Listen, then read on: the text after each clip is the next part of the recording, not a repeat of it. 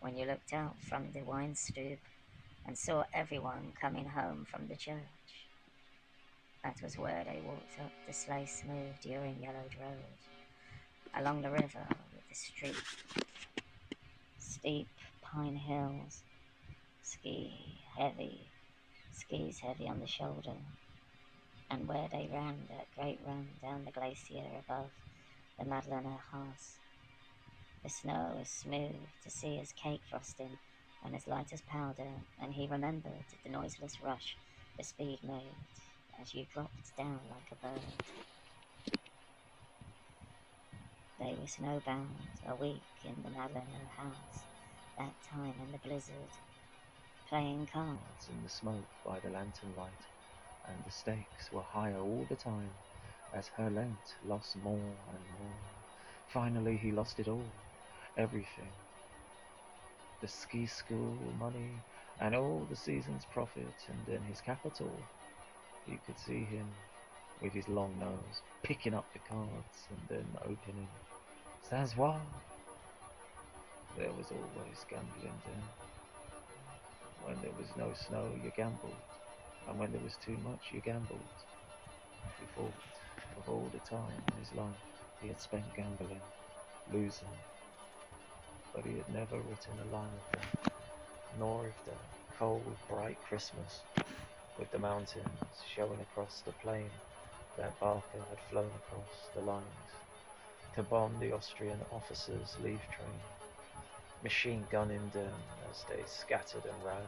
He remembered Barker afterwards, coming into the mess and starting to tell about it, and how quiet it got, and then somebody saying, "You bloody murderous bastard!" Those were the same Austrians they killed him, that he skied with later. No, not the same. Hans, that he skied with all that year, had been in the Kaiserjägers, and when they went hunting hares together up the little valley above the sawmill, they had talked of the fighting on Placibio and of the attack on Perticara and Asolo, and he had never written a word of that, nor of Monte Corona, nor the Seti Caminum. Comini, I think. I don't know. What is it? Nor of Asiero. How many winters had he lived in the Vorarlberg and the Arlberg? It was full, and then he remembered the man who had the fox to sell when they had walked into Blunders, that time to buy presents, and the cherry pit taste of good kirsch, the fast slipping rush of running powder snow on cross, singing, "Ho, ho, and Roly," said Roly, as you ran down the last stretch to the steep drop, taking it straight, then running the orchard in 3 turns, and out across the ditch, and onto the icy road behind the inn, knocking your bindings loose, kicking the skis free and leaning them up against the wooden wall of the inn, the lamplight coming from the window where inside, in the smoky new wine smelling warmth, they were playing the accordion.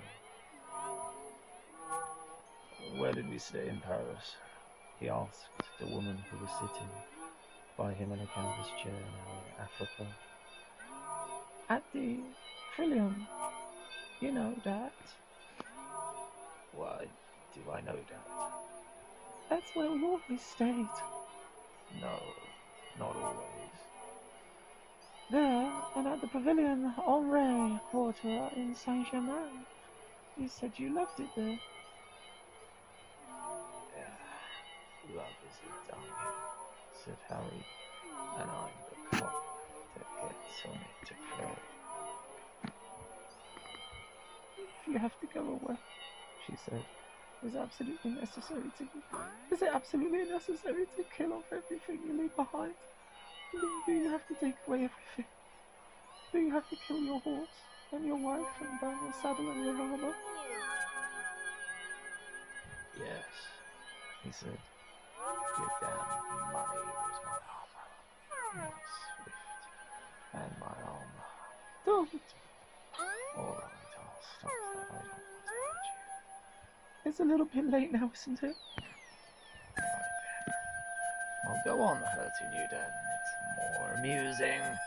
The only thing I ever really like to do, statistically, I can't do that. No, that's not true.